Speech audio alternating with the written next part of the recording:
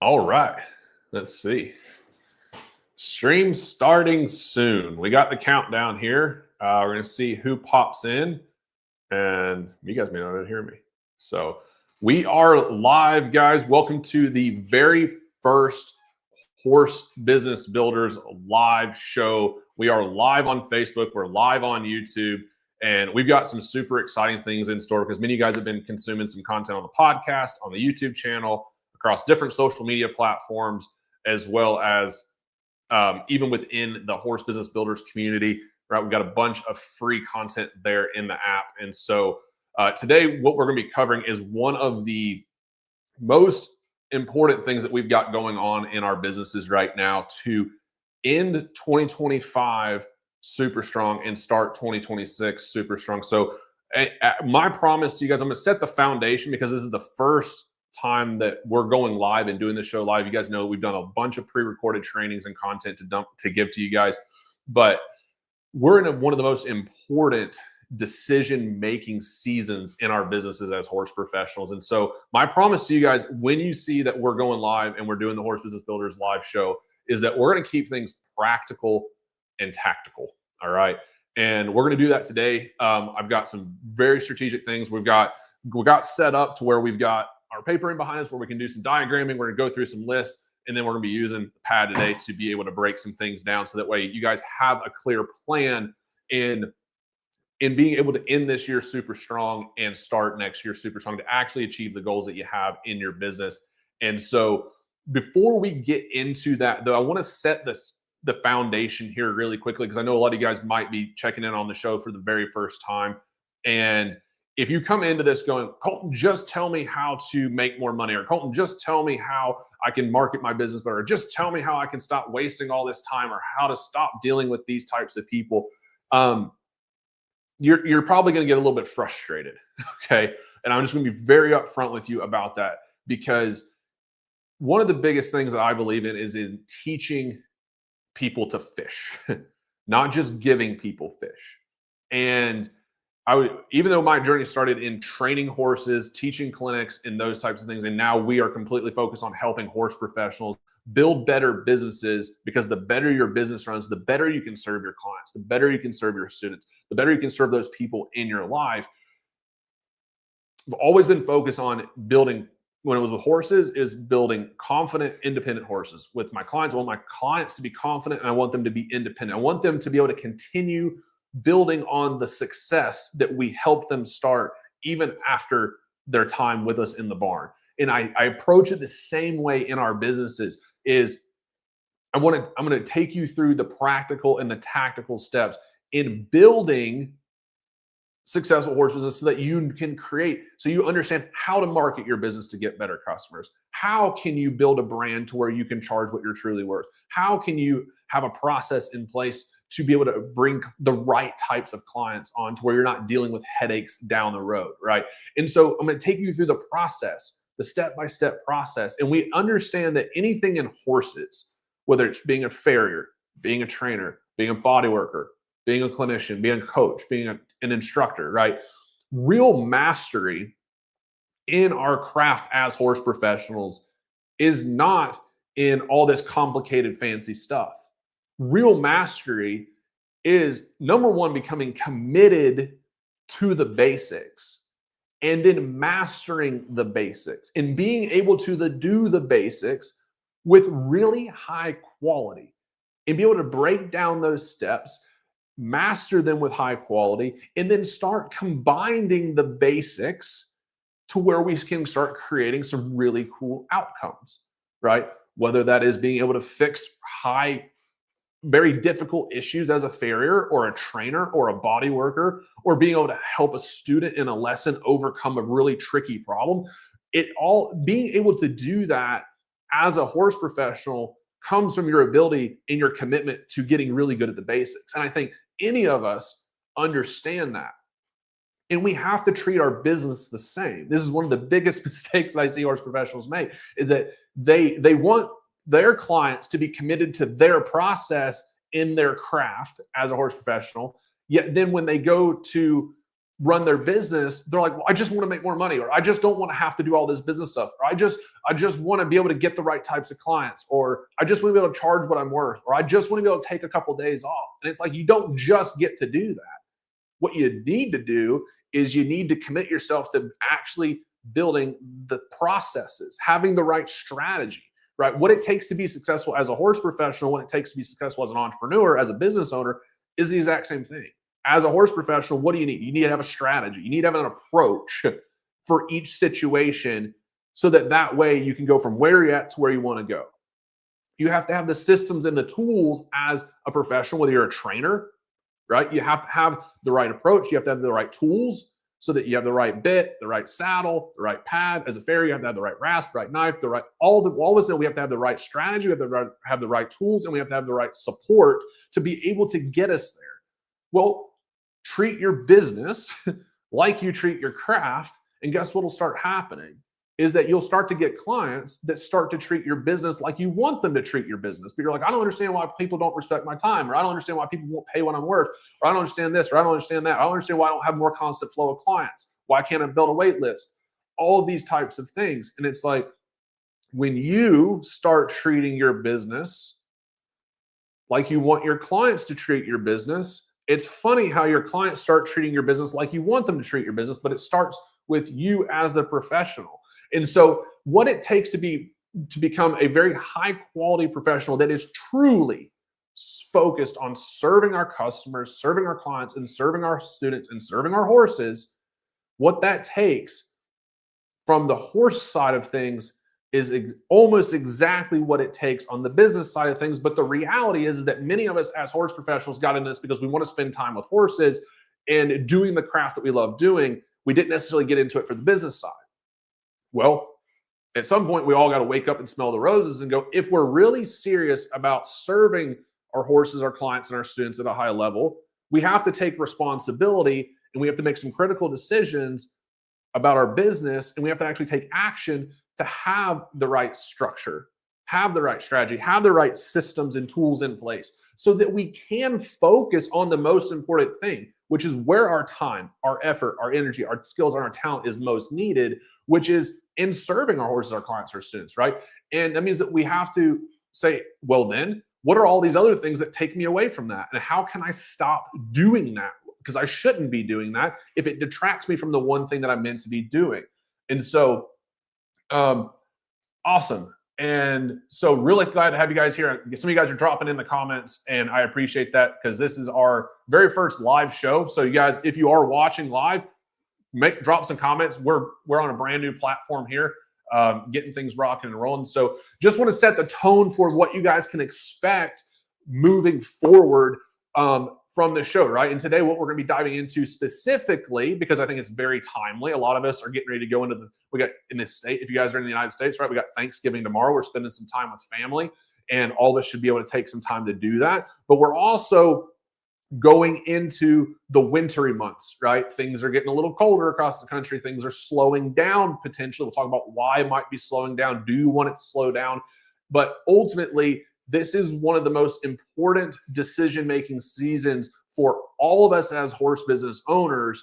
And the reason being is, like, I'm going to take you guys through some very tactical and practical pieces today of outlining how can we set ourselves up for success going into 2026, because it's not the things that we do in February or March or April that will decide the level of success that we're able to achieve in our businesses for the rest of the year. It's the decisions that we make now in the next 30 days that will set the foundation, that will set the tone, that will be the structure that will start to create the type of success that we actually achieve in the new year, right? So it comes down to what we're doing in the next 30 days, right? A lot of people will go through this season of time and want it to slow down. They're like, oh, well, it always slows down in the winter, right? A business always slows down in the winter. And it's like, does it actually slow down in the winter, or do you just take your foot off the gas and therefore things start to slow down in your business because you want them to slow down? It's completely okay. I love this time of year, right? I love spending time with my family. right? This morning, waking up, getting the turkey ready for tomorrow, right? Cutting things up with my daughter. And we all should be able to spend time doing those things with our family this time of year. But we have to be very objective and very real about why would things slow down? Is it because the industry actually slows down? It doesn't, right? It's oftentimes because we want it to slow down. But the issue becomes that if you want to take some time away and your business slows down, you don't just have a business, you have a job, right? Because if everything depends on you in your business, then when you can't work or don't work, then things don't work. And that doesn't build profitable, sustainable businesses that are focused on serving our clients and our horses at the highest level. Because in order for us to be able to serve our clients and our horses, guess what we have to be first and foremost? Consistent, right? We have to be consistent. And that means that we have to understand that we don't rise to the level of our goals, right? We fall to the level of our systems. Many of us heard that. And the reason we've heard it time and time and time again is because it's true. So we want to be very objective about this time of year and what the realities are, because a lot of people will get to this time of year and go to start making some decisions. And instead of making strategical decisions, we'll start being like, oh my gosh, I'm so tired, or I'm burnt out, or my, finances are tight. And there's nothing wrong with addressing, we should relish in the emotion of it. You could be excited for the year that you're going to have in 2026. Or you could be like, I had some things in 2025 that I never want to experience again. And you could relish in the anguish, relish in the pain of that for a little bit and going, hey, that was painful. I never want to go through that again. But you have to make a decision. Am I going to react? Right? And you can make reactive based decisions out of excitement, and you can make reactive based decisions out of fear or out of anxiety or out of stress. You don't want to react in either regard, right? We want to make very proactive decisions about how are we going to set ourselves up for success in the coming months and in the coming year. And a lot of professionals will want to wait, right? And these are the things we don't want to do, right? You don't want to wait until March or April or May when it starts to warm up and you start to feel better, because you're like, oh man, the weather's better. I feel like getting after it again. Because by the time that happens, you've missed the opportunity to build the momentum, to build the foundation, to be able to set yourself up for success, to be able to capture the opportunity that comes with the season, right? Every season has its opportunity. This time of year, one of the biggest opportunities is to be able to set yourself up for success in the coming months, because it takes time, right? To build the momentum. It takes time to get the right things in place, whether that's strategy, whether that's tools, right? Whether it's learning a new skill, it takes time. And that's one of the biggest opportunities of this season that we're all in as horse business owners. And so the other thing too is a lot of times we can get, and we talk about like, I just want to have better clients, or I just want to make more money, or I just want to be able to do this cool thing, or I just want to, whatever it is, right? And if we get too focused on the outcome, right, then without actually making the changes to the strategy or to the tools or to the support, right, to actually support the success that we want, it doesn't work, right? And all of us know this to be true with our business. If someone comes in and you're a horse trainer and someone's like, I just want you to teach me how to jump 3-foot fences, or I just want you to teach me how to do a flying lead change. And it's like, they just want the outcome. I just want to have a better relationship with my horse, or I just want my horse to be sound, right? Or whatever, right? You don't just get it, right? If you just focus on the outcomes, right, then you bypass the necessary steps and things that you have to have in place to be able to not only achieve the success, but continue supporting it, right? Because success takes a certain level of maintenance to be able to sustain success. What good is it? And success, right, is all quite subjective. And when we look at what does success really mean, it's not just making more money, right? If money is tight, then we probably need to make more money, right? Or we need to be more responsible with the money that we are already making. But success at the core, as we help horse professionals and as we built our own horse businesses before we even started helping horse professionals, is your business is meant to be a vehicle to build the life that you're meant to be living, to serve the people that you're meant to be serving. Your business is an asset. It's not a set of shackles that keeps you from the life that you want to live. Your business should be your key to freedom to getting there. And we have to be good stewards of the business, right? Within the business, you have to be very good stewards of your time, your effort, your energy, your finances, right? Of the decisions that you're making. And we have to put serving our horses and our clients and our students at the forefront, right? So that way the decisions we're making have their best interest in mind. And we put that at the forefront because a profitable business is a sustainable business. A profitable business allows us to have financial resources to reinvest. But if we're not good stewards of our time, and let's say we're manually doing things that we shouldn't be doing in our business, right? Like manually doing all the scheduling or manually sending all the invoices, things that we have to repetitively do all the time. If we're wasting time doing things that we don't need to be doing in our business, then we're not stewarding our time very well. And then we have less time to be able to dedicate to serving our horses, our clients, our students, and the people that are in our lives, including your husband, your wife, or your kids that need it more than anyone else, right? And they deserve it and they should have it because that's our responsibility as adults.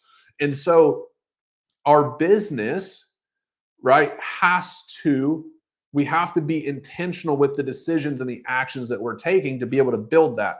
And so, right on. And jump in the comments here really quickly. And hey, happy Thanksgiving to you guys too at Cross K.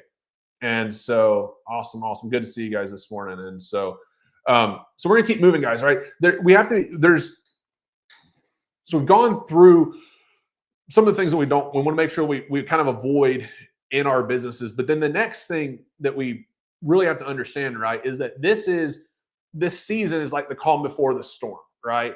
And many of us know, like, winter comes in, cash flow slows down, pressures rise, because we're like, oh my gosh, like, people can start questioning things that are going on. Things are tightening down. We got less clients, might have less money coming in, right? We've kind of prefaced this through, and so the success that we want to have, November to January is, and I'm saying the 1st of January, not through the end of January.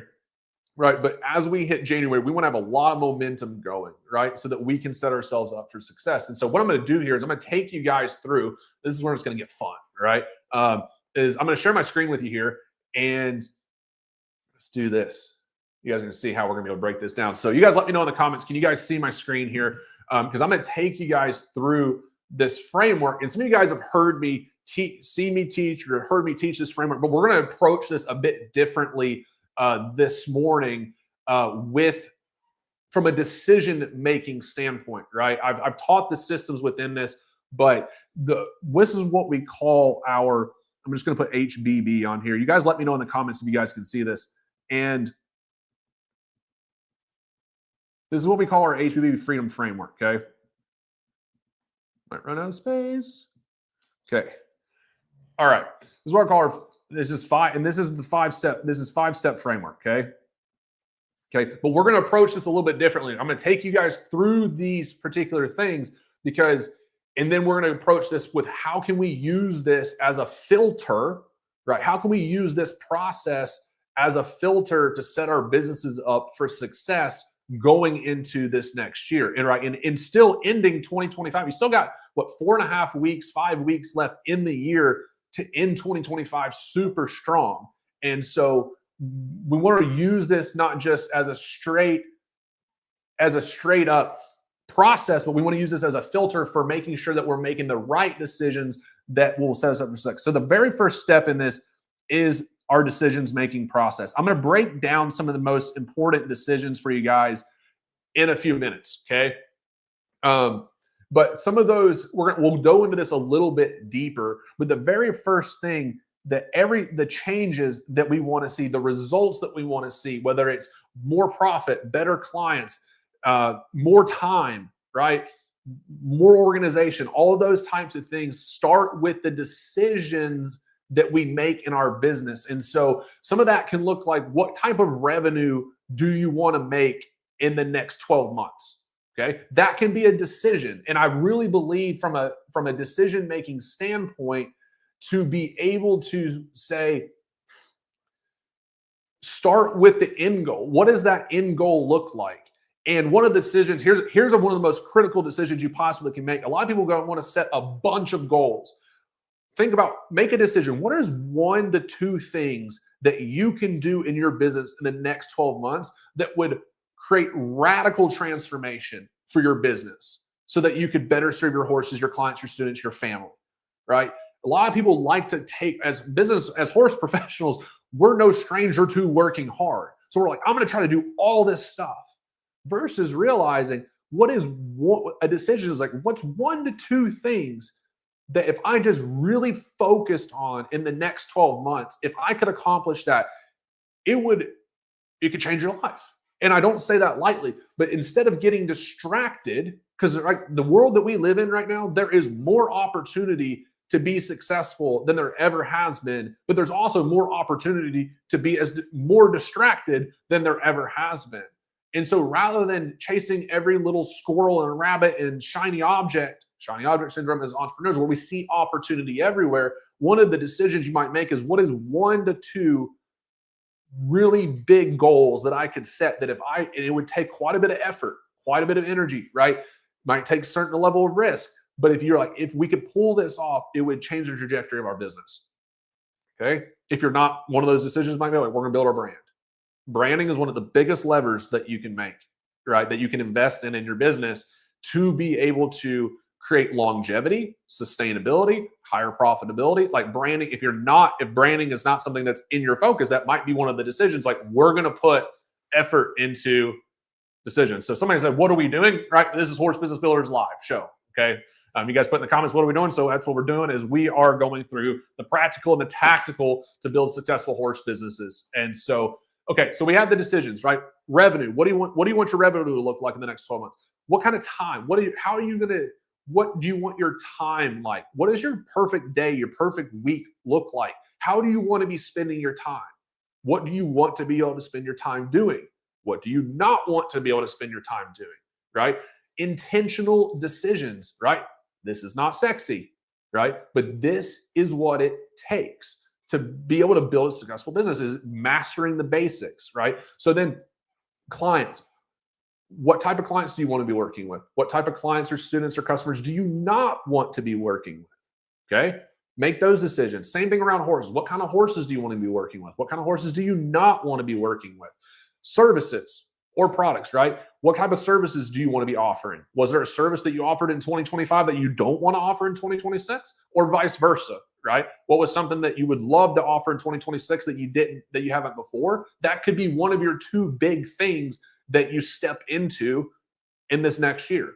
But right, you got the next 5 weeks to get the details of that figured out, so that way you can make the decisions, but also we can use the next 4 steps to make sure that we're successful in actually executing on that in the next 12 months, right? And then boundaries, huge. This is where we use our sales process. I'm going to talk about that in a second, right? Which is, what kind of boundaries do we need to have in place? Do we have healthy boundaries in place? What changes might we need to make in our business to have better boundaries, so that we have the financial health, the time health, like the mental health, the physical health, the emotional health, the spiritual health, the financial health that we need to have as business owners to be able to lead our businesses, lead the people in our businesses, and be able to serve those around us. And even lifestyle, right? Whether it's just you, or you have a husband, you have a wife, you have kids, what do you want your lifestyle to look like? What is that lifestyle that you're working towards? Because again, your business is meant to be a vehicle to build that. Like, when we are, this sometimes gets a little bit controversial, but we all are meant to have freedom in our lives. What that freedom looks like for all of us looks differently. All of us will have different style of time freedom, or financial freedom, or lifestyle freedom. But the freedom that we're meant to have, we're all meant to have freedom, because with that freedom, we are meant to be serving others, right? You're meant to be taking your skills, your talents, your time, your resources, and going serving others. As horse professionals, we serve clients, students, horses. Those are who we're meant to be. But a lot of people think that, to be a horse professional, you're meant to be strapped and be broke, and to not be free, and to be struggling all the time. None of us are meant to be that way. right? That comes from a lack of poor decisions, which is why we start with the decision-making process. For some reason, you guys can't see this on my actual pad. Let me try to refresh this because I was writing this down on this pad here as we're talking.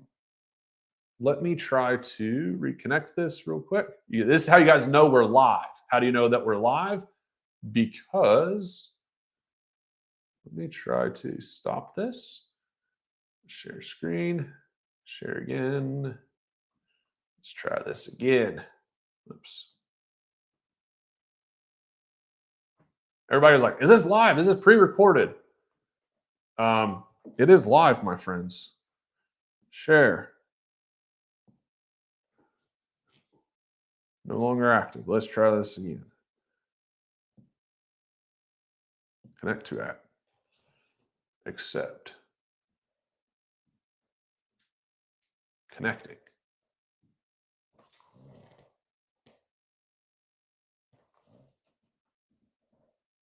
Okay. Try this one more time. I'm going to open it back up. All right. And so you guys are catching the drift, right? Like this all comes down to the decisions that we are making, because this affects everything downstream, right? And so here we go. Come on, screen share. Give it a second. Okay. But everything downstream starts with our decisions. A lot of people drift into situations in their horse business that they're like, I didn't really want this, situation. I didn't really want to end up with this situation with a client, or I didn't really want to end up in this situation with, financially or in my time or anything like that. And that's obviously a problem, right? Like you're going to make intentional decisions in your business to get the results that you want to have, or you're going to drift into a situation that you don't want to end up in, right? And the thing is, it's like with horses, either your horses are getting better or they're getting worse. Either your business is getting stronger and better and it's becoming more sustainable, or it's going to become less sustainable. Like it's almost impossible for a business just to be static, just like it's hard for a horse, whether it's their training or their soundness. Like either they are getting stronger and better, or they're getting weaker and worse, right? In our business, I think we got it. All right, let me undo that. I'm going to switch back over here. We might have it here, my friends. This is where the persistence comes in. So you can't lose if you don't quit, right? And also too, it's like we're all going to have situations in our businesses. Here we go. In our businesses, and it comes down to a decision. Am I going to go? Am I in my business? How am I going to handle this? Am I going to react? Am I going to respond? How am I going to, in my decision around how do I handle difficulty, right? Decision is I'm not going to get emotional about it. If we don't quit, we can't lose. So let's just keep going and we'll figure it out as we go, right? That's one of those decisions, like set that 1 to 2 big goals and go, I don't know how I'm going to pull this off, but this is what I'm meant to be doing, right? This is what's going to allow me to serve the types of horses and the types of people that I'm meant to be serving in my life.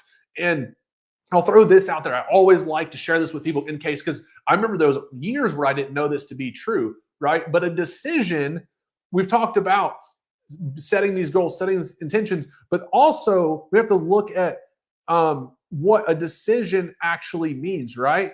And so we know what this means is to cut, right? Because think about incision, go to the vet. We want to stay away from there, right? But scission means to cut, and of the Latin root means away, right? And so in a Western mentality, a lot of times we think from a decision-making standpoint, what else do I need to be doing? But oftentimes a decision is, what do I need to stop doing? Because when you say yes to one thing, you're saying no to something else. Okay, that is how it works. That is how decisions work. Okay, is when you make the decision of I'm going to put my time, my effort, my energy, my finances towards this part of my business or in my life, you're saying no to something else, right? When I made the decision that I'm going to go live and do this Horse Business Builders live show, I'm making the decision that the days and the times that we do this, I'm not spending it with my kids or spending it with my wife or riding my horses. Okay. Every decision, right? There are pros and cons to that. So we want to be very intentional about this, because when you say, I'm going to serve these types of clients, or I'm going to charge these types of prices, that has a contrary flip to that of, if I focus on serving these people, then I'm not serving these people, right? And that's a really good thing, because from a branding standpoint, if you try to be for everybody, you're going to be for nobody, okay? So you want to be very specific in this. And the more specific you can be, the higher quality results you can drive in your business, right? The more specific you are in how you trim a hoof, or how you perform your body work, or how you train a horse, the higher quality the outcome is. If you're like, oh yeah, just generally pull the rein to the right, you're going to get a general response or a poor response, right? So we want to be specific in this. So next thing, okay, second step. And again, we're using this as a filter instead of, I'm not taking you through all the ins and outs of this in terms of all the individual systems per se, but we're using this framework today as a filter for what decisions do I need to be making to set my business up for success going into this new year. So the second one is what we refer to as our, you guys are gonna see my doctor's handwriting, attraction. Okay, that's horrible, but we're just gonna roll with it. Okay, attraction. Okay, so this step, right, within the attraction, if we're talking about making decisions, who do I want to serve, right? What type of content am I going to be making, right? That would be a decision within the attraction. But one of the things is, attraction fundamentally is marketing. Okay, every business has to have a marketing system. People have to have a way to find you. And a lot of people go, I don't want to market my business because I don't want people to think I'm salesy. Guess what? Marketing, the reason we look at this is what we do. Whoops. This is how we do it. And this is a principle of how we approach building businesses. Is we don't just focus on what we do, we focus on how we do it. When you focus on how you do what you do, it changes what you do, right? So we want to attract the right types of customers to our business, right? So if you're thinking about like, how can I attract the right types of business to work with me? Because if you don't have a marketing system, you don't have people that are interested in working with you. Okay, there's only 4 ways for people to be able to find you: organic content, paid content, partnerships or affiliates, which could be referrals, and then direct outbound, like direct messaging people. Those are the only 4 ways for you to get new customers and new clients. Okay, so you got to make a decision. Which one of those 4 ways am I going to use? And then how will people actually discover how they can help them? Because marketing is you getting your message, put your message to who you can help, letting them know, this is more detail I was planning on going, letting them know how, golly, my brain's going faster than my hands, guys, how you can help them.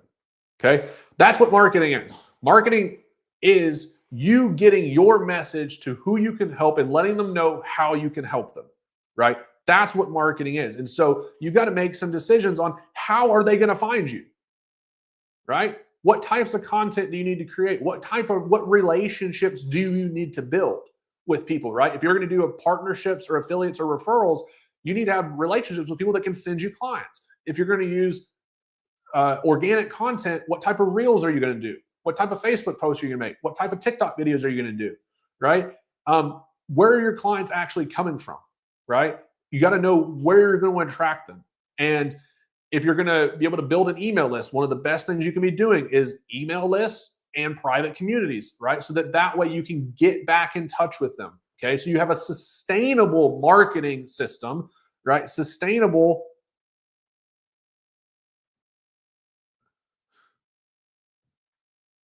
I will tell marketing system. One of the number one things you can have here is an email list, text list, and or private community. Okay?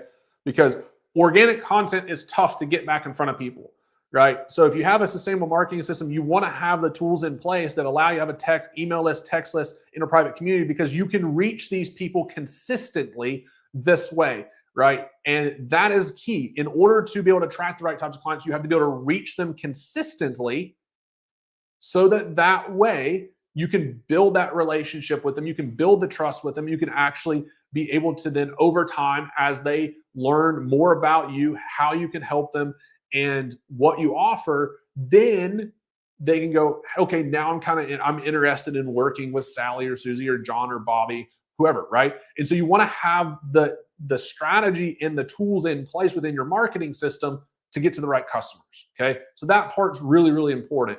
From here, so I'm bringing this up, guys. I don't want to get lost in just the technicalities of this, because the whole point of today, right, is for you to be looking at where do you want to go with your business in 2026, and where are you currently at right now. I'm taking you through some of these pieces right here, and you might go, that's a hole in my business, right? I don't have that part in the marketing strategy, or maybe I wasn't looking at marketing that way before, or hey, I don't have an email list or a text list or a private community or anything like that. Then you might go, okay, I need those tools in my business so that I have a sustainable marketing process, right? This is first, in order for us to make the strategic changes that we need to make, we have to have the awareness of where we're at, right? We can't fix a problem if we're not aware of the problem, right? We can't move towards a goal if we're not clear on what the goal is, and we're not clear on where we're at, and we're not clear on what the process is to get there, right? These 5 steps: first, decisions; second, attraction; decisions to marketing, right? Attraction is how we do the marketing, but decisions, attraction, these 5 steps I'm taking you through are the core pillars that every business has to have in place to build a sustainable, profitable business. There's no shortcuts, right? There's no shortcuts to becoming a really good horse trainer. There is no shortcuts to becoming a good body worker or a farrier or a trainer or a teacher or whatever. There's no shortcuts to building real businesses that are truly profitable and truly sustainable. Okay, you cannot bypass the basics. And so the third one that we're going to go into here is what we call closing.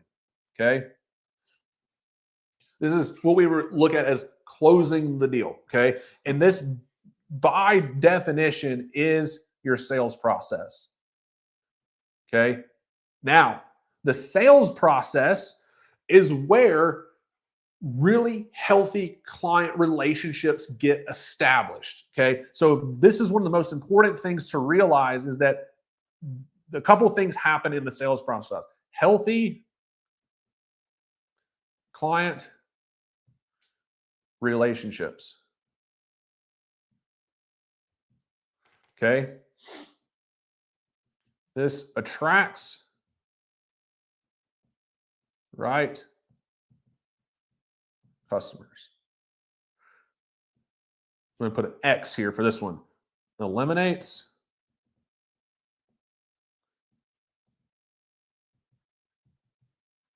tire kickers. Okay, this process eliminates the tire kickers as well. Okay, and so that's really important. So this is not all the results that we get from having a sales process in play. But if you're thinking about the decisions that you're making of how you're going to set your business up for success going into 2026, then you might go, I want to have healthier client relationships in my business, right? I want people that I really enjoy working with, right? Well, then you want to make sure you have a sales process in place, a closing process. If you're struggling to get the right types of customers that really value what you do, and not just what you do, but how you do, you want people that value your process, then you want to have a sales process in play, right? If you're tired of answering the same 20,000 questions in Facebook Messenger about what do you do, how much do you charge, what's your availability, a sales process helps eliminate those problems, right? And so, because the thing is that if we have the wrong clients come into our business, the wrong students, the wrong parents, the wrong customers, right? If those things happen, those are very expensive mistakes, right? We can joke that because we let the wrong people in, now we have to go hire a psychiatrist to be able to deal with the mental and emotional toil that they took on us, because now we're trying to navigate this situation with their horse in our care or whatever.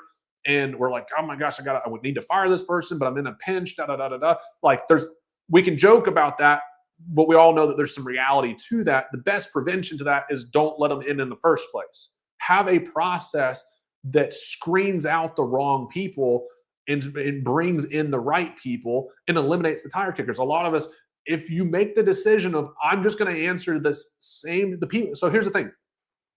Fundamentally, if you are in the position where you're like, yeah, people message me on Facebook or they text me, and I sit there and I spend, an hour or 2 hours on average per person answering the same 20 questions over and over and over again, that is a decision that you made. You are making the decision that you are willing to do that, versus you go, hey, I realize I am wasting a ton of time answering the same questions over and over and over, and a lot of those people are not the right fit, or a lot of those people don't have any intentions of ever paying me. How can I get my time back? How can I stop wasting my time answering the same questions over and over and over again? That's problem number one, right? How can I get these questions answered for people without wasting my time? Okay, got to solve that. We solve that through a sales process, right? Then how do I screen people to where the people that are the wrong fit can first go, this is not the professional for me. So they self-select, they pre-qualify them. They're like, no, it's not for me. But then the other people that are still interested in working with me, I have a way to screen them before I start spending my time in the process. And we use the sales process for this, so we can screen in the right types of clients. Okay. And then we can confirm that. Because here's the thing. This is a sales process. And first and foremost, your sales process is about serving your customers and your clients. Your sales process is not about convincing people to pay you to help them with their horse, right? So if I wrote convincing here, it's not about convincing. It's about serving.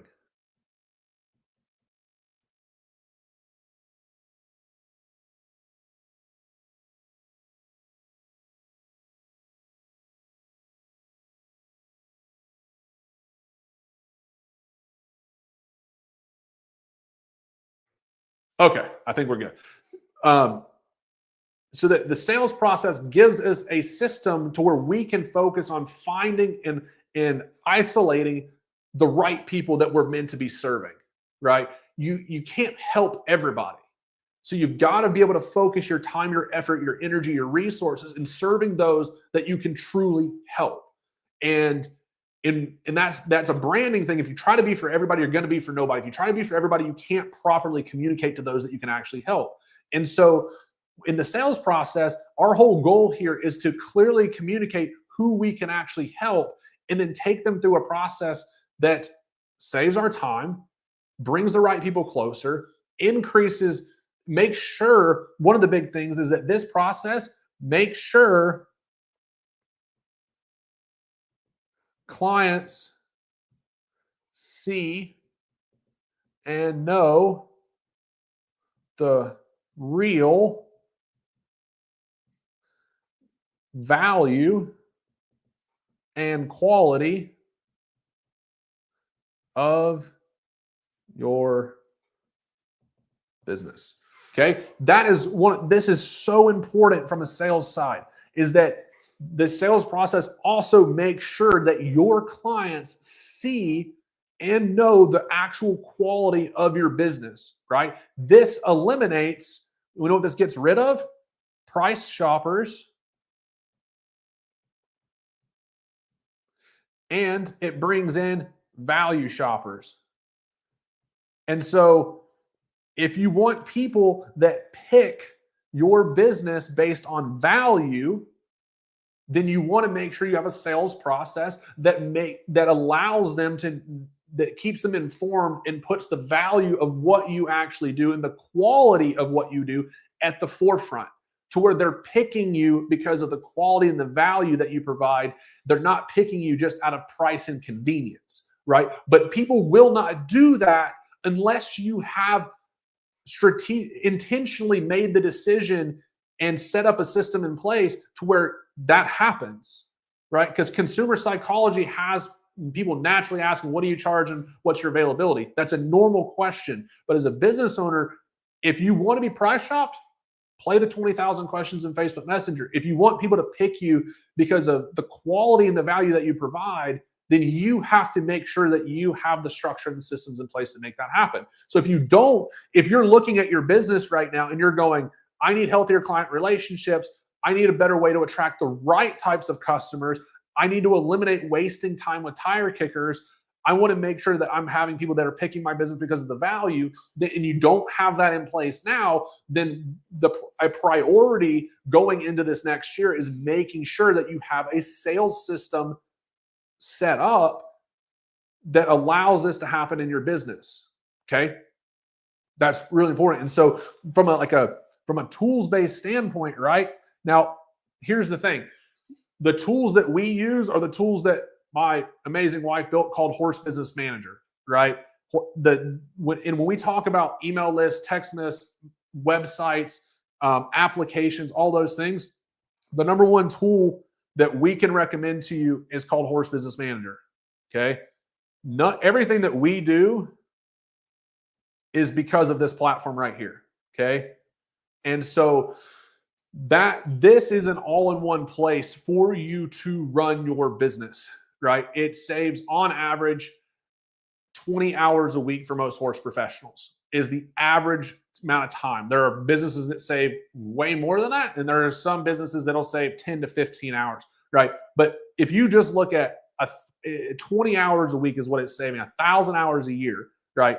That's average, normal, conservative amount, right? If you charge $50 an hour, that's $50,000 of your time that can go back towards serving your horses, serving your clients, serving your students, putting it with your family, right? Spending time with your husband, your wife, all those people that are actually need your time, effort, and energy. Okay. That's where your time should be going. So when we talk about tools, the number one tool we recommend and that makes this whole show happen is Horse Business Manager, right? We built it because it's what my training business needed in the beginning. Other horse professionals have been asking for years, what do you use? And so that turned into us creating this platform. So it's a no-brainer, right? This is what it saves, not what it costs. Okay, saves. Average, low, and that's just time saved. That's not when we talk about like having the right sales systems in place, having the right marketing systems in place, having the right delivery systems, which is what we're going to get into next, right?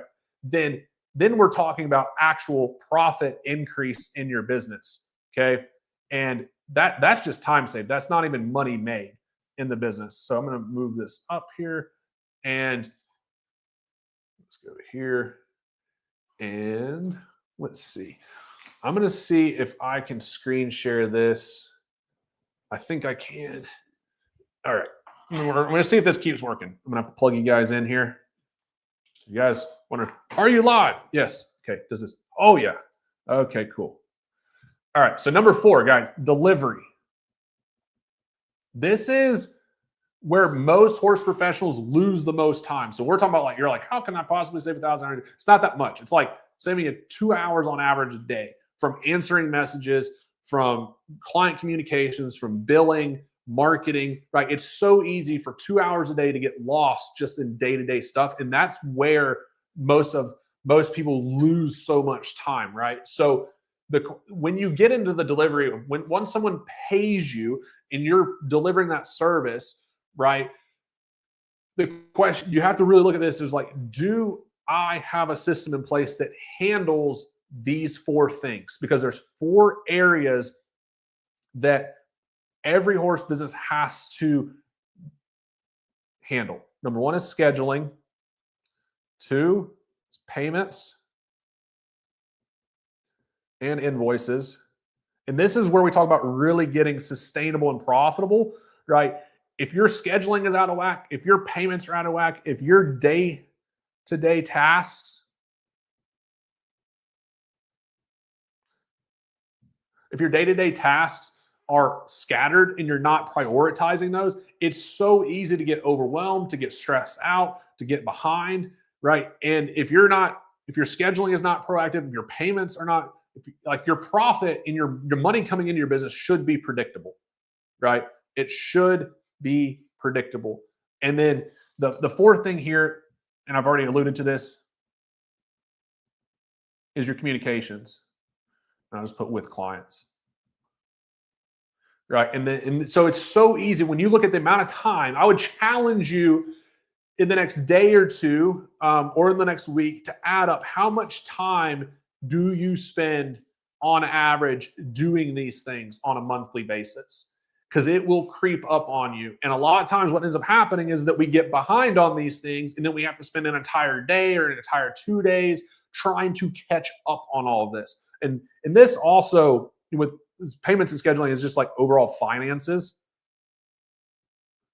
We're close to the end of the year where we want to be up to date on our books, right? We don't want to be waiting till April 14th to do our taxes. Not a good idea, right? Because it's the decisions, the financial decisions you make in the next 4.5 weeks or so will determine what your taxes look like, right? So we want to be intentional. We want to be on top of these things, from payments and invoices. That way that our income is reliable, our profit is reliable, but also we can make intentional decisions going forward. And all of this is where, like, within the closing process, we set the tone for that client relationship, right? Then in the delivery is where we deliver on those expectations. If you want clients that respect your time, you need to be on top of your time management. If you want clients that pay you on time and are happy to pay you, you want to make sure that you have a way for it's easy for them to pay you on time each and every time, right? If you don't have these systems in place, then people start wondering, like, I don't understand why clients don't respect my time, or why they're communicating and sending me a text message at 11:30 at night. It's like, probably because you don't have the structure in place, and you haven't. We're talking about making decisions for next year, right? You have to make the decision that I'm going to take control of these 4 pillars in my business that have to be done. And when I take control and I'm intentional with how I run my scheduling, how I do my payments and my invoicing, how I prioritize my day-to-day tasks, and how I'm going to communicate with my clients, then your clients will be more respectful of your time. They'll be more professional in terms of paying you on time. They're going to communicate more clearly, which eliminates a lot of the client headaches that happen down the road, right? So we have to handle all of these things in our businesses, right? And so we want to be aware of where are we currently at? How are we currently running these 4 things in our business? And what improvements do I need to make my business more successful next year? Okay. And then the 5th thing, and that, like, so number 5 is where, here's the thing, is like, I spent a little more time going through that because it's pillars. Exactly how you're going to do that in your own business, it depends on your specific business, because the way a farrier is going to run their schedule is a little different than a trainer or a boarding facility is going to run their schedule. But those are the 4 things that we all have to handle as horse professionals to make that happen. Now, the 5th one here is massive. Like, if you're talking about increasing profitability, increasing the sustainability of your business to where you can shut this revolving door and you can really move things forward in your business, is what we call retain.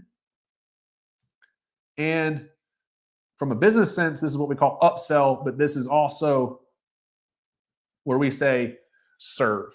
Okay. Retain and serve, which is we want to retain the best clients, the clients that we love working with, retaining those people in our business. How can we continue serving those people in our business? Because so many horse professionals, so one of the most expensive things in any business is getting new customers and getting new clients. It takes a lot of time to develop that trust, for them to get to know you, right? For them to figure out how you can help them.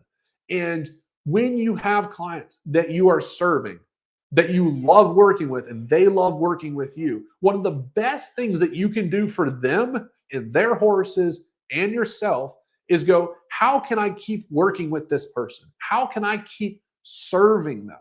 Because when you keep serving them, right, you don't have to replace them. And when you continue serving them, you can continue helping them get higher quality results, better experiences, things that directly benefit them and their horse. So this is not when a lot of people see this and they're like, okay, I'm going to retain it and I'm going to upsell them. A lot of people get focused on upsell. Okay, when you continue serving someone, guess what they're going to do? They're going to continue paying you. And that's beneficial for your business. But it's also beneficial. This is about putting the customer and the client and their horse at the forefront, right? If you get somebody and they're not the right fit, don't retain them and don't upsell them. Don't keep serving them. Set them free. Okay. If you bring somebody in and you're like, you know what, this was great. I was able to help them with what we did, but they're just not the right person for us to continue serving. Maybe because they have different goals or different ambitions or different set of problems or whatever. Then you say, okay, this was great. This worked out really well. We served the best we could. They had a good experience. And then you set them free to go, continue on their journey. But for the right people that you can continue serving and it's in their best interest and it works out for you too, then be intentional about how you can retain them. What can you do to continue helping them? Because when you solve one problem for them, it leads to another set of problems. And it's like if someone, a farrier is an easy example of this because a farrier has a very good retention program, but a farrier might get hired to fix a horse that has a soundness issue. And then from after that, they fix the soundness issue. And then the client might go, well, okay, now thanks for fixing that because you're the high-end guy that fixes soundness issues. I'm going to go back to my regular farrier if you'll just catch him up to speed on what to do. And you're like, no, like this takes high quality maintenance, right?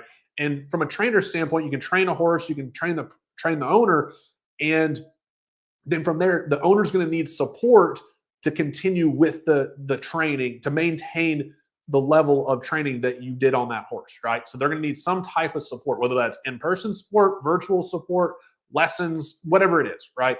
But there's a way to continue serving them, and we should do that with them.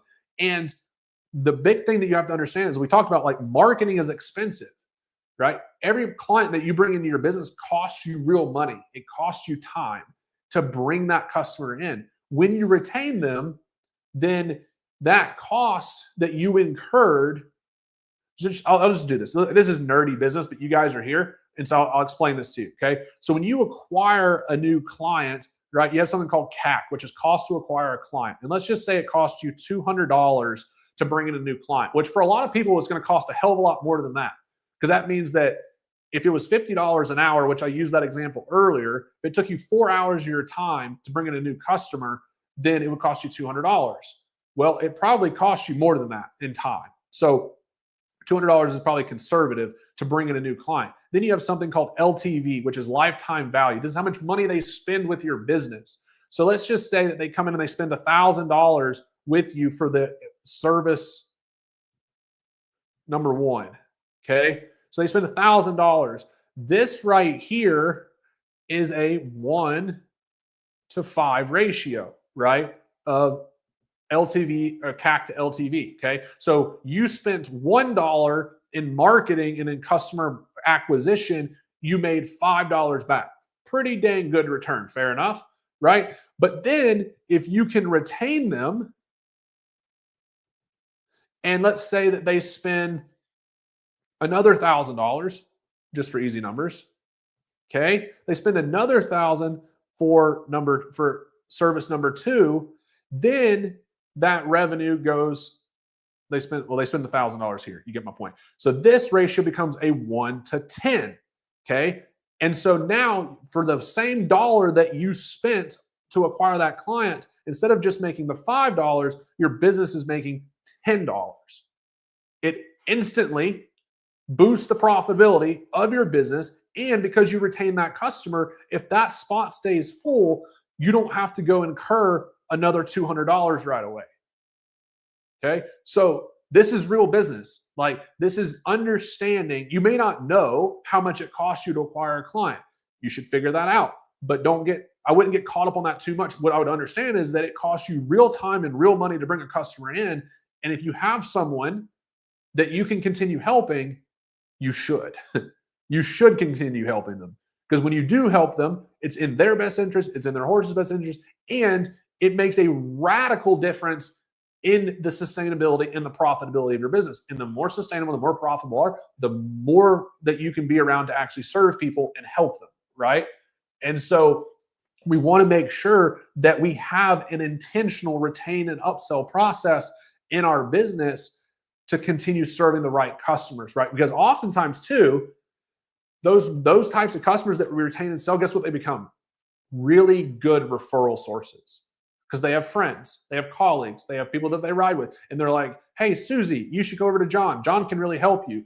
And now they're able to bring you customers that cost you less in your CAC, right? Cost to acquire a client, because they're really strong leads from people. And so then the more, because if you could keep those really strong people around, then you have a really good culture, a really good environment. And it's really fun to work with these people, right? And they're happy to pay you because you're helping them and you're serving them. And it's a really good environment. But it comes down to being intentional, right? Don't let your business just have that revolving door, right?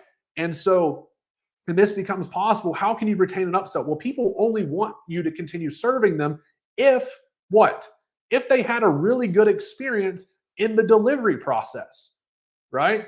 And so that's why all of this has to work together. You can start building that foundation with the decisions that you're making, but then if you over market and under deliver, right? So you oversell it and you over promise on your marketing, and then you under deliver in the delivery, it's going to cremate your reputation, right? So when you're marketing, none of the marketing is about overselling anything. Marketing is about clearly communicating how you can help people, who you help, and then guiding them to take next steps, right? The sales process is there to protect, right? We talk about a horse business trifecta. The sales process is built on that trifecta, okay? Actually, I can draw this now. I usually have to do this little deal like that where I have to do it virtually, but now I can. So this is what we call horse business trifecta. Okay, I'm excited. This is fun. All right, I hope you guys are having fun. Okay, and so let's just say you have the horse. It does not matter. I started putting the horse at the top of the triangle because everyone got all offended on who I put at the top of the triangle. Okay, but the horse is not an idol, by the way. But we can put the horse there. Let's put the owner over here. And then let's put the professional here. Okay, so you get all of these. Okay, so in order for this to work, right, this is about the relationship being the right fit for everybody.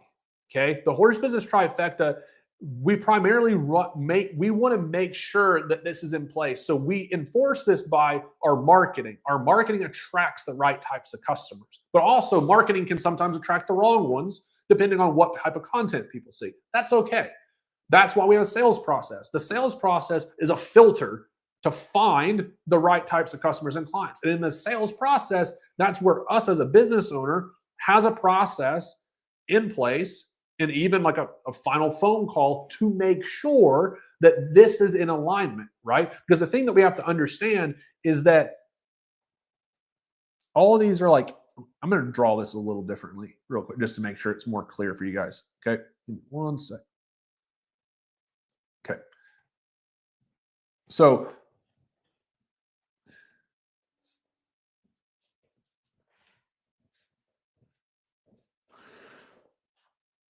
it's still a triangle, okay? But what we have to understand here is, it's not a very beautiful triangle. What we have to understand is that not every professional is for every horse, and not every horse is for every professional. So we have to make sure, is the horse and professional line the right fit, right? Am I the right professional for this horse? And is this horse the right horse for me as a professional? Okay, that our sales process is to make sure of that. Again, not every professional is for every owner, and not every owner is for every professional.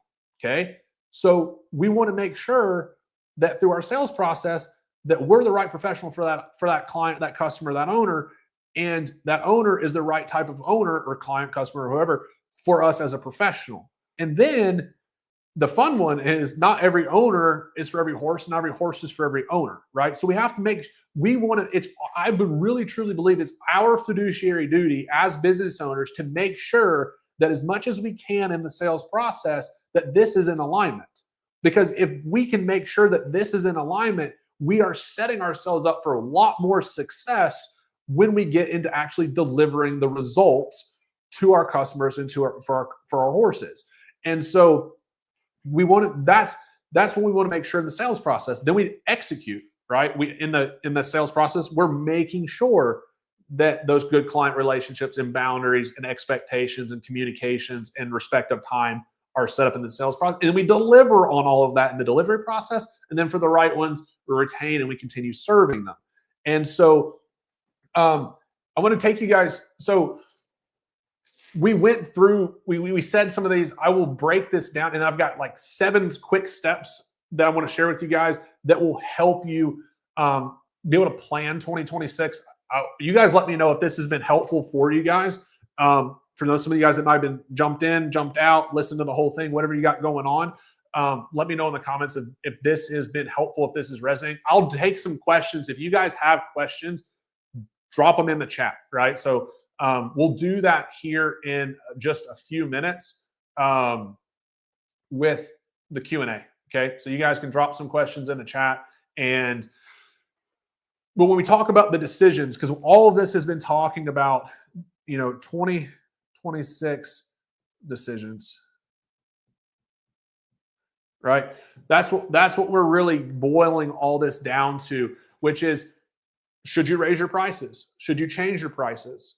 Okay, that's a decision to make, right? Should I change the types of clients that I'm working with, right? Should I offer a new service? What type of services should I be offering, right? Maybe you're thinking about creating a course or a membership or something like that. Then that's a consideration. Should you hire help, right? Do you need better systems, better tools, right? We'd certainly love to help you with Horse Business Manager, right? And it's a no-brainer once you see how much of a difference it can make. But do you need to fix a scheduling system? Do you need an easier way for you? Here's the thing. When it comes to getting paid, you should make it easy for your clients to pay you, right? If it's hard for clients to start working with you because it's very mechanical in terms of them, how are they going to sign a contract? They should be able to e-sign it. It's 2025, almost 2026. They should be able to e-sign a contract. They should be able to pay directly from their phone. If they can't do those things, and you're making it hard for them to commit, hard for them to pay, you're creating more pain in your business, which makes it painful for your clients. It makes it painful for you. You got to make some changes. That is on you as the business owner. You should make this as easy as possible for them, right? You might be deciding, do I need to do a rebrand, right? Do I need to change the positioning of my brand so that way what people actually see about my business actually matches the real quality that I'm providing? I see that's a big hole that a lot of horse professionals run into when I go check out their social media, when I check out their websites, is that the quality that is represented online is far lower than what they're actually providing in person. That is the majority. And there's always some naysayer that's like, oh, there's someone that's always overselling themselves. Guess what? They're much fewer than the people that are undervaluing. Most horse professionals undervalue and undercommunicate the value that they provide. Maybe you need to get your branding on par. Because it's not about the money, it's about attracting the right types of customers. The money follows the right types of customers. If you want people to actually pay for the quality that you're providing, you have to be able to communicate the value that you're providing so that they can see the value that you're providing. They can't pay for something they don't know exists. And branding that's why I said at the very beginning of this, branding is one of the best investments. It confuses a lot of horse professionals because they're like, I don't understand how branding gets my money back. Right? Branding creates the clear communication of the true value that you're providing, and it creates real sustainability in your business because you're building longevity in your business. Right? Branding is focused around not just what you do. Branding is not rooted in what you do. What you do supports how you do what you do. So when you focus on the values that you have, the quality that you're committed to, who you're serving, the mission that you're on, the real core anchor points of your program, what you do can evolve over time, but your mission and your values stay the same, right? And that puts that at the forefront. And then what you do supports that, which attracts the people that actually value what you have going on in your business. And so you might need to, that's a little bit more in depth, but you might need to make some decisions about improving the branding of your business so that that way you can attract the right types of customers, and then it makes it more fun and makes it way more enjoyable to serve those types of people, right? And you might need to make the decision of like, I need a real marketing strategy, right? I need a real marketing strategy, right?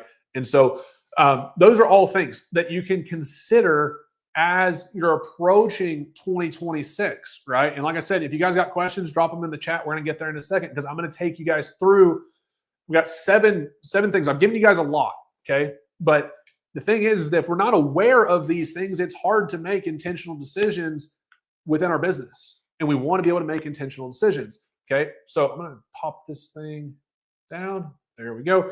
And so get number one, okay? This is how we guide professionals through planning the new year. We've done some recent trainings in the Horse Business Builders community. If you guys haven't done that, there is a free community app as well that you guys are able to jump in if you want to. It's a free app. You can download it. And if you just go to horsebusinessbuilders.com/free, /free-community, you can join us there. It's free. There's tons of resources. There's tons of trainings like this. This is the first live one that we've done publicly. We've done live trainings within the app, and we will continue to do those. We had one just 2 days ago. We did a live training on Monday, and awesome time in there for those. So if you guys want to be surrounded by other horse professionals, it's only for horse professionals. If you want to be surrounded by horse professionals that are dedicated to building real businesses, highly recommend you go check that out. Otherwise, that's there for you. But we want to get into like, how do we actually, what are some, we said practical and tactical, right? So number one, get super clear on your vision, your outcome that you want to see in the next 12 months. Where do you want to be this time next year, right? What is the outcome that you want to have? Where do you want to be from a time freedom, financial freedom, from an opportunity standpoint, right? Your business is the vehicle to create that. If you build a real business, your business is meant to build time freedom, financial freedom, and bring the opportunities in that you're meant to have. Okay? Starts with you being intentional and making that decision on doing that. What kind of opportunities, what type of time freedom, what type of financial freedom do you want to be experiencing in your life this time next year? It's not some like feel good thing. Like if you don't get clear on it, it's hard to actually build a plan to get there. Right? So it's just being real about it. Like, where do you want to be? Make some decisions. Don't be afraid to be big, right? Don't go tell your big dreams to small-minded people. They'll drag you down, right? But go dream big and then surround yourself with people that dream bigger, and they'll pull you up and they'll make you go, oh man, you got to dream bigger than that. That's the fun stuff. That's what we do, with horse professionals. That's where it's meant to be. So then the other thing is you got to assess, where are you currently at? Okay. Where are you currently at? What is the strategy that you're currently using? What are the tools and the systems that you're currently using? What is what level of support do you currently have in your business? And is the strategy you're currently using, is the tools and the systems that you're currently using, is the level of support that you have in your business the quality and the level that you need to have to be able to get you to where you need to be in the next 12 months? Or do you need a higher quality strategy? Do you need higher quality tools? Do you need higher quality support to be able to achieve that level of success that you want to achieve in the next 12 months, right? You just got to look at where you're at and then go, what do I need to change? Maybe I need a higher quality strategy. I need different tools. I need better tools, right? I need better support, right? And you just got to make that decision. Then number 3, what bottlenecks are you facing, right, in your business? So we just went through the 5 steps. We went through the decisions, the attraction, the closing, the delivery, the retain and upsell. That will help you identify the different bottlenecks, the constraints that you're facing in your business. And you can go, okay, using the 5 steps, I need to address these bottlenecks, these limitations in my business. Cool. Let's get after it. Right? Now you're aware of where some choke points are, and you can go be proactive and you can go fix them. Right? And then number 4, simplify your offers, raise your standards, and raise your prices. Okay? Simplify your offers. We started this by saying that mastery is in the ability to do the basics really, really, really well. And one of the most important things to understand is that simple scales, fancy fails. That comes from Alex Hermosi, who's a big time successful entrepreneur, right? And sometimes we think in order to raise our prices, we have to get fancier. We have to get things more complicated in order for us to raise our prices. But real quality comes from simplification. And when you want people to pay you for the quality of what you do, that means that we have to focus on simplifying what we do. The more simple doesn't make it easy.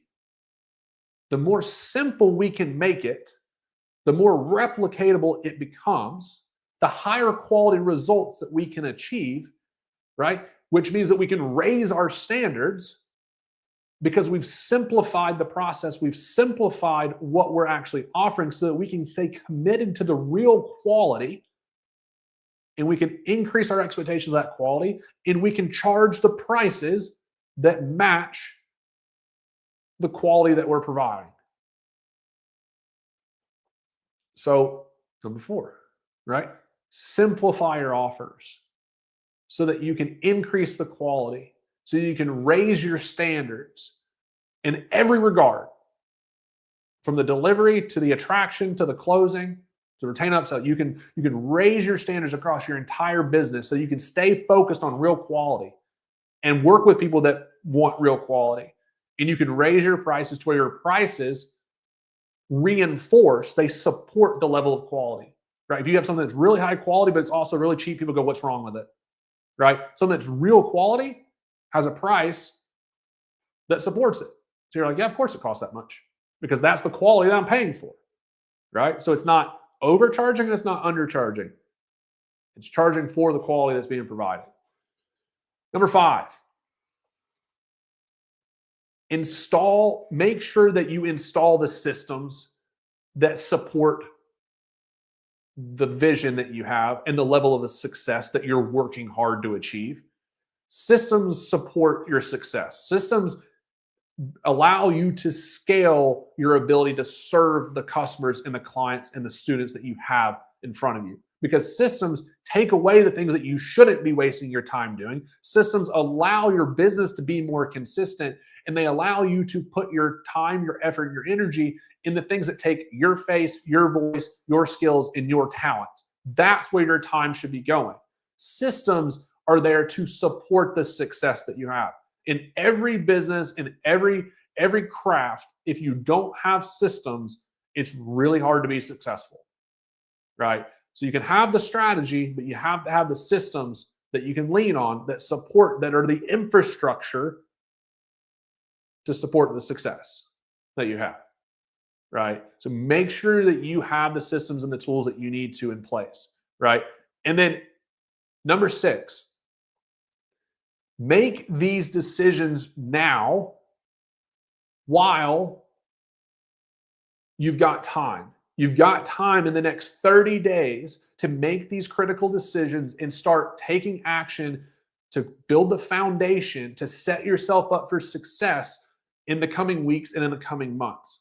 If you wait until things are warmer and things feel better, until it feels like there's more energy and more momentum in the industry when weather starts to get warmer, it's going to be too late. It's the work you do when it's quiet that builds the level of success that you can have when the opportunity shows up, right? In your business, you could argue there's more opportunity, there's more activity come springtime.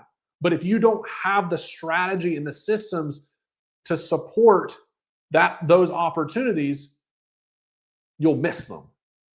You'll lose the time. You'll be overwhelmed. You'll get stressed because things get busy. There's activity and energy, but you don't have the strategy and the systems to support the activity, to support the opportunities, right?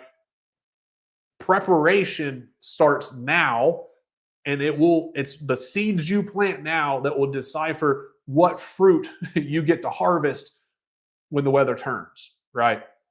And so you have to make that decision for number 7. Are you going to go into 2026 with clarity and structure and systems and a plan and having support, or are you going to go in there with chaos, right? Are you just be like, I'm just going to kick my feet up. I'm going to enjoy this cooler weather. I'm going to enjoy this slower time, and I'll just deal with this stuff later, right? Procrastination is preparation to being overwhelmed, to missing out on opportunities, to hemorrhaging your time. That's not good stewardship, right? Now is the time for every business owner, and I'm talking to us as horse business owners, to make sure that we're setting our businesses up for success going into the next year, right? So we've gone through this in detail. If you guys have questions, you can go ahead and drop them in the chat if you want to. And the only other thing I'm going to share with you guys here is, and this is something we have not announced, but the page is live, so I'm going to do it. And my wife's going to be like, "What are you doing, Colton?" Is we have a playbook that is coming out in the next week. Okay, it's a way more in-depth dive than what I talked about in these 5 steps to help you have the strategy, the structure that you need to be able to have a plan going into 2026 to where you can be very intentional about your decisions, your marketing, your sales, your delivery, your retain and upsell to build the foundation of your business. And so this playbook is like 35 pages long. It is extremely in-depth. It is a step-by-step playbook to being able to take your business to that next level, to be able to, when you're talking about what is that 12-month vision, this playbook is the foundational thing that will allow you, it'll give you the structure to build on to make that happen. And so it's 100% free. If you go to that link, it's horsebusinessbuilders.com/freedom-ebook. You can get that. We're going to send it. You're not going to get it right away because we're finishing it up, but you'll have it in about the next week or so, and plenty of time to start using it to be able to actually build, grow, and scale your business. And if you guys are, we've talked about a lot about the tools and the systems needed to make this happen in your business. If you're interested in getting and figuring out, is Horse Business Manager going to be the right tool for you in your business, you can book a free demo.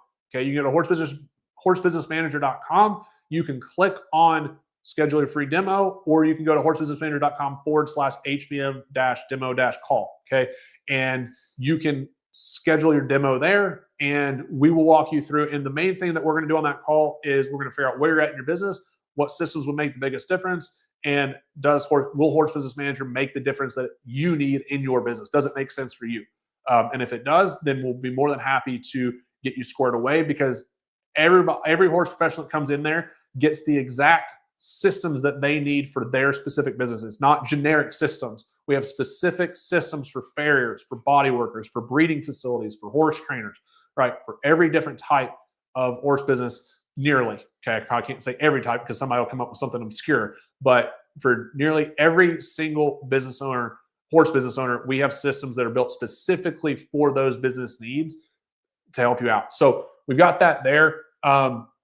Last call on the Q&A, and then we'll wrap this one up, guys. But I really appreciate you guys being here for our first inaugural Horse Business Builders live show. If you guys enjoyed this, let me know. It's y'all's feedback that we're going to use to be able to come up with upcoming episodes, coming show. And if you want the replay to this, we will make this live in the Horse Business Builders community, right?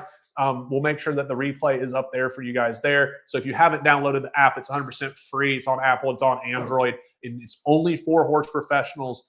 We got a lot of in-depth trainings. There's lots of great conversations going on in there, and we've built that to support fellow horse professionals, because the fact of the matter is, the better our business runs, the better we can serve our horses, the better we can serve our clients, the better this industry gets. And I think that's what we're called to do, is that we're not, we're meant to make this better today so that we can reap some of that harvest, but we're also meant to make sure that we're building an industry that sets the next generation up for success as well. And that comes down to the decisions, the actions that we're taking in our own businesses right now, because we are, we're sowing seeds every day. We're laying the foundation. We are the example for the next generation. And also, we're the things that we take actions around will be the direct implications of the fruit that we're able to harvest, so that we can have the financial resources, we can have the time resources, we can have the opportunities that allow us to serve our horses, our clients, our students, our families, our kids, our husbands, our wives, our community, and everyone around us. And so it all comes down, as business owners, it's such a great blessing to be able to serve those around us. And that's what we're meant to be focused on. We're focused on serving you guys as horse professionals. I really appreciate you guys being here, and we'll see you guys on the next one. Y'all take care. Have a wonderful and blessed Thanksgiving.